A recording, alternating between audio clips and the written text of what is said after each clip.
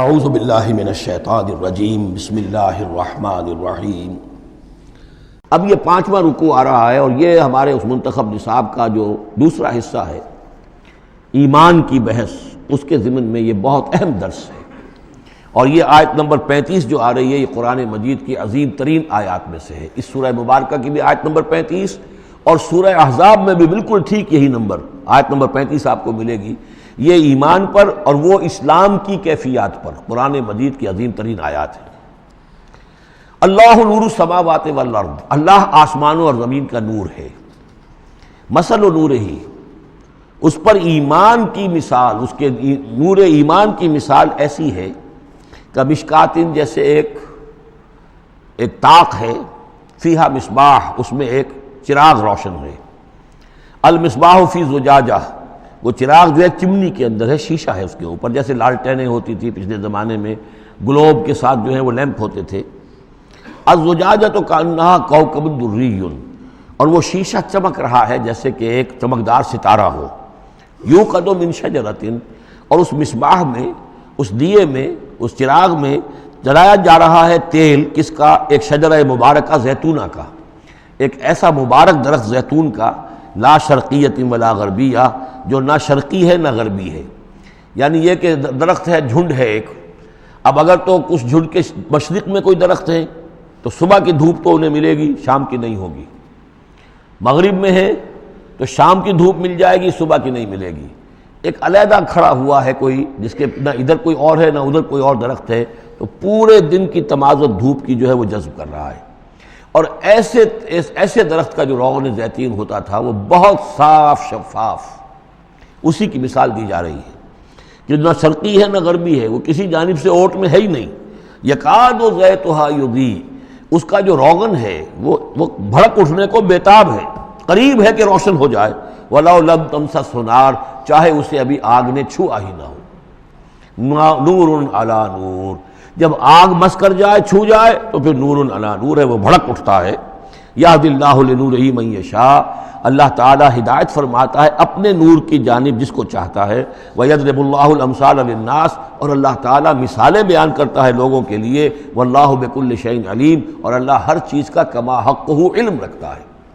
یہ اصل میں ایمان کے لیے، اس کے اجزاء ترکیبی کے لیے بہترین تمثیل ہے، جس کو میں پہلے بیان کرتا رہا ہوں کہ ایک ہے فطرت، انسانی فطرت۔ اگر فطرت سلیم ہے تو اس کے اندر یہ ایمانی حقائق موجود ہیں، معرفت خداوندی موجود ہے۔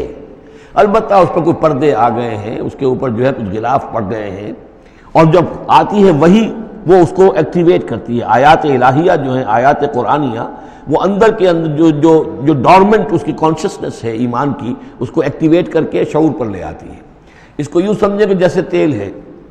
اب تیل ایک ہے کڑوا تیل، جس سے کہ ہم دیے کبھی جلایا کرتے تھے، اب تو شاید ہی کہیں آپ نے دیکھا ہو دیا کس کو کہتے ہیں، لیکن اس میں وہ کڑوا تیل جو جلتا تھا، تو کڑوا تیل خود آگ نہیں پکڑ سکتا، اس میں بتی ڈالنی پڑتی تھی، کوئی کپڑے کی بتی ہے بٹکر، یا یہ کہ وہ روئی کی بتی بنائی ہے، اس بتی کا پھر آگ لگاتے تھے تو جل تو رہا ہے تیل، لیکن بواسطہ بتی، براہ راست وہ تیل جلنے کی پوزیشن میں نہیں ہے۔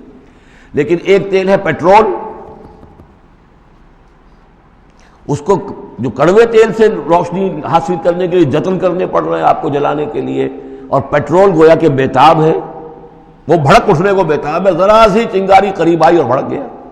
اسی طریقے سے انسانوں کی طباع کا فرق ہے۔ کچھ لوگوں کی جو فطرت ہے اتنی سلیم ہوتی ہے، اتنی نیکی ہوتی ہے اس کے اندر، کہ جیسے ہی وہی سامنے آئی، آئینہ جگمگا اٹھا ایک دم، اس لیے کہ اوپر غبار ہے ہی نہیں، اس کے اوپر کوئی اور جو ہے پردے پڑے ہوئے ہیں ہی نہیں۔ یہ مثال صدیقین کی ہے، جو میں نے کل بھی آپ سے عرض کیا تھا کہ جیسے کہ حضور نے فرمایا، میں نے جس کے سامنے بھی دعوت ایمان رکھی، اس نے کچھ نہ کچھ توقف اور تردد ضرور کیا، سوائے ابو بکر کے، کہ ایک لحظے کا بھی توقف نہیں کیا۔ یہ اس لیے کہ ان کی فطرت اتنی سلیم تھی، گویا کہ وہ پیٹرول تھا ان کے اندر، جو بھڑک اٹھنے کو بیتاب تھا، کہ ذرا قریب بھی اگر دیاشنائی آ گئی تو بھڑک اٹھے۔ لیکن کچھ لوگ وہ تھے کہ جن کا تیل اتنا صاف اور پاک نہیں تھا، ان میں کوئی تکدر تھا، انہیں وقت لگ گیا، اگر چاہیے کہ بالآخر وہ ایمان لے آئے، لیکن یہ کہ کچھ اس میں بتی ڈالنی پڑی، کوئی اس کے لیے محنت کرنی پڑی۔ السابقون الاولون من المہاجرین والانصار والذین اتبعوہم باحسان، پھر وہ لوگ ہیں جو بعد میں درجہ بدرجہ پھر ان کے بعد آتے چلے گئے۔ تو اسی طریقے سے ایمان کی مثال ہے کہ یہ روغن فطرت یا نور فطرت، نور روح، روحانی نور جو ہمارے اندر ہے نور تجلی بھی اسی خاک میں پنہاں، غافل تجرا صاحب ادراک نہیں ہے۔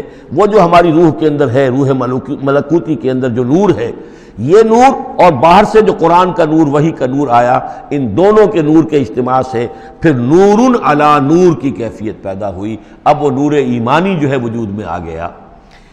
اللہ نور السماوات والارض مثل نورہ کمشکاۃ فیہا مصباح المصباح فی زجاجہ۔ اور ذہن میں رکھیے یہ ہمارا جو پنجر ہے پسلیوں کا، اس کی واقعتاً طاق کی سی شکل ہے، یہ نیچے سے چوڑا ہو رہا ہے، اوپر سے تنگ ہو رہا ہے، طاق ایسے ہی ہوتے تھے۔ ڈائفرام جو ہے وہ اس طاق کا گویا کہ فلور ہے، جو ہمارے ایبڈومینل کیویٹی کو چیسٹ کیویٹی سے علیحدہ کرنے والا عضو ہے، اور دل رکھا ہوا ہے اس کے اوپر، یہ گویا کہ چراغ ہے۔ اس دل میں نور ایمان ہوتا ہے، اس دل کے اندر جو ہے وہ اللہ کا نور، اور یہ نور بنا ہے دو چیزوں سے، ایک وہ نور فطرت جو اس کے اندر موجود تھا، اس کی روح کے اندر، اور ایک نور وحی۔ ان دونوں کے اجتماع سے نور علی نور، وہ نور جو ہے وہ نور ایمان کی شکل میں اس قلب کے اندر جو ہے وہ جاگزی ہوا اور قلب منور ہو گیا۔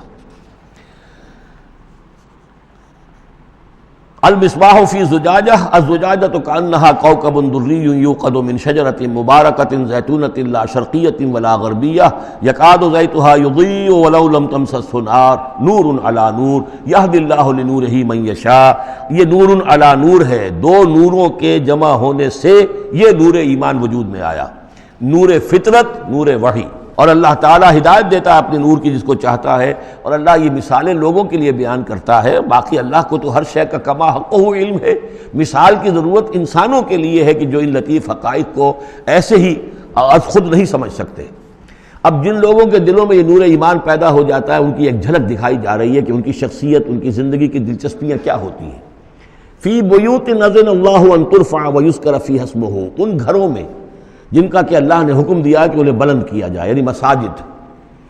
بلند کرنے سے مطلب یہ ہے کہ ان کو نمایاں بنایا جائے۔ ہر مسلمان آبادی میں معلوم ہو کہ مسجد ایک نمایاں شے ہے، یہ ضروری نہیں کہ اس کی ڈیکوریشن ہو، اس کے اوپر جو ہے